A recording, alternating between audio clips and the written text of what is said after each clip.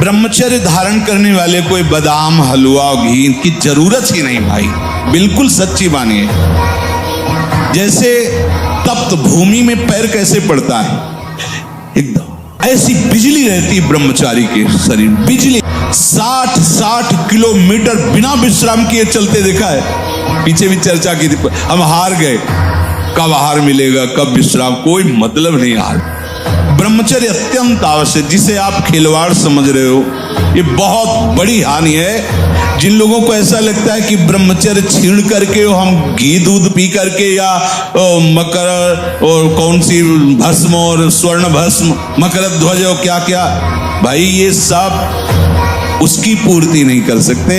ध्यान रखना, जो ब्रह्मचर्य आपका छीण हुआ, जो नस नाड़ियों का अभ्यास आपका गलत बन गया, उसको कोई भी घी दूध बादाम पिस्ता पूर्ण नहीं कर सकता।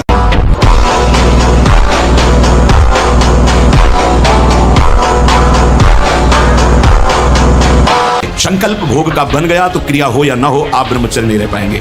मनोवाह नाड़ी जो ही आपका चिंतन विकारात्मक हुआ, वो नाड़ी घसीटती पूरे शरीर से उस सप्तम धातु को, और वो घसीट लिया, आपने क्रिया की या नहीं की, आपका चिंतन बिगड़ हो गया।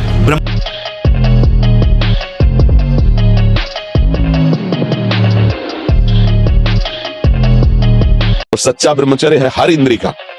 वाणी का ब्रह्मचर्य व्यर्थ का बकवास नहीं, भगवत चिंतन हितकर मधुकर वाणी।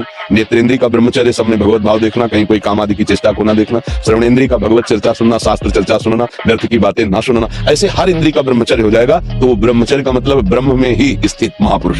सच्चा ब्रह्मचर्य का स्वरूप है ब्रह्म में स्थित महापुरुष, तो वहां पहुंचा देगा। ब्रह्मचर्य बहुत आवश्यक है, सबको आवश्यक है। गृहस्थ में उचित ब्रह्मचर्य है, विरक्त में नैष्ठिक ब्रह्मचर्य है, आजीवन ब्रह्मचर्य। जो ब्रह्मचर्य का महत्व नहीं रखते हैं उनका जीवन पूरा हो जाता है उत्साहहीन, और कई तरह के महान दोष उत्पन्न रहते हैं ब्रह्मचर्य की हानि से। तो ब्रह्मचर्य की हानि ना होने पर, किसी भी तरह से शास्त्र आज्ञा का उल्लंघन न होने पर, किसी भी क्षेत्र पे, जैसे स्वाभाविक आकर्षण होता है पुरुष शरीर का स्त्री शरीर में, स्त्री शरीर का पुरुष शरीर में, और इस आकर्षण में यदि हम नजदीकीपन बनाए तो हम ब्रह्मचारी नहीं रह सकते हैं। जैसे किसी किसी के अन्य भी आकर्षण है, तो हमको अपनी मनोवृत्ति को देखना चाहिए कि काम संबंधी आकर्षण किधर है, और उस दिशा से बचना चाहिए। क्योंकि ब्रह्मचर्य एक ऐसी अमोघ वस्तु है कि जो चिंतन मात्र से भी नष्ट हो सकती है। क्रिया प्रक्रिया संग, ये तो आगे की बात हो गई। चाहे गृहस्थ हो, संतानोत्पत्ति के लिए धर्म पूर्वक अपनी पत्नी से सहवास करने की शास्त्र आज्ञा करता है। ब्रह्मचर्य सेवन से अमोघ लाभ प्राप्त होता है। पहला, ब्रह्मचर्य सेवन से लाभ, संत संग का पहला लक्षण है आचरण की पवित्रता।